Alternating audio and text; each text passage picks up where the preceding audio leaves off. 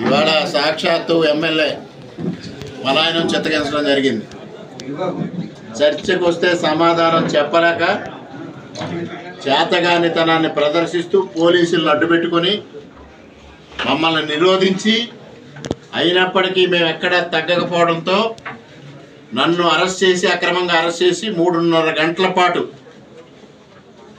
కొవ్వూరు, నిడదవోలు, కొవ్వూరు, దేవరపల్లి ఇవన్నీ రోడ్లపైన తిప్పుకుంటూ మరలా 3.5 గంటల తర్వాత నన్ను ఇంటి దగ్గర తిప్పడం జరిగింది పోలీసులు ఇవాళ ఏకపక్షంగా ఎమ్మెల్యే ప్రతిష్ట కాపాడాలి అని నానా తంటాలు పడ్డారు.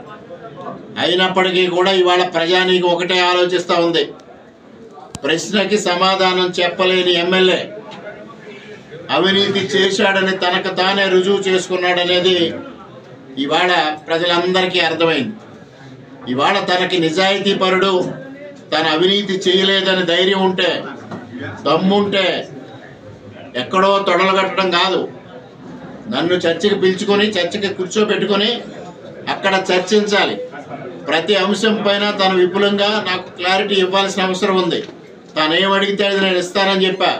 ఇప్పటికే నా పైన 3 విజిలెన్స్ ఎంక్వైరీలు వేయించారు 3 సంవత్సరాలుగా. ఏం పీకారో చెప్పండి. ఏదైతే సొసైటీలు ఉన్నాయో ఆ సొసైటీల పైన, పిఏసిఎస్ల పైన 51 ఎంక్వైరీలు వేశారు. ఆ ఎంక్వైరీ రిపోర్ట్లు బయట పెట్టండి. ఏమీ పెట్టకుండా అవే ఆరోపణలు మరలా చేయడం. మీ అవినీతి 500 కోట్లు, మీ దంపతులిద్దరూ చేసిన అవినీతి నిరూపించడానికి నేను సిద్ధంగా ఉన్నానంటే పోలీసులను అడ్డం పెట్టుకుని ఇవాళ పట్టాలు ఇస్తారని, లేకపోతే భోజనాలు పెడతారని కార్యకర్తలందరినీ పిలుచుకుంటే ఇవాళ పట్టుమని 10 మంది లేని పరిస్థితి ఏర్పడింది. అక్కడ రాజమండ్రి నుంచి బ్లేడ్ బ్యాచ్, పక్క నియోజకవర్గాల నుంచి వేరే వ్యక్తుల్ని తీసుకొచ్చి పబ్బం గడుపుకోవడానికి ప్రయత్నం చేసింది. ఇక్కడ ఇవాళ స్వచ్ఛందంగా కార్యకర్తలు వచ్చారు.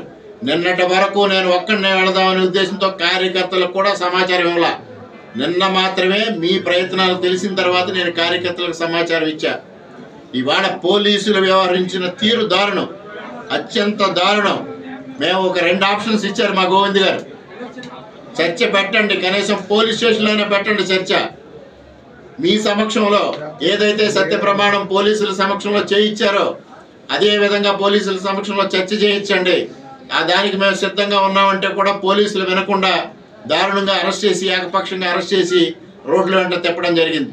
ఇది పూర్తిగా ఎమ్మెల్యే ప్రమేయంతోనే, ఎమ్మెల్యే పలాయనవాదంతోనే ఈ అరెస్టు జరిగింది. ఈ అరెస్టు జరిగి 3.5 గంటల పాటు నన్ను తిప్పడం జరిగింది. పోలీసులు అడ్డు పెట్టుకుని వాళ్ళ ఎమ్మెల్యే పలాయనం చిత్తగించాడన్నది వాస్తవం.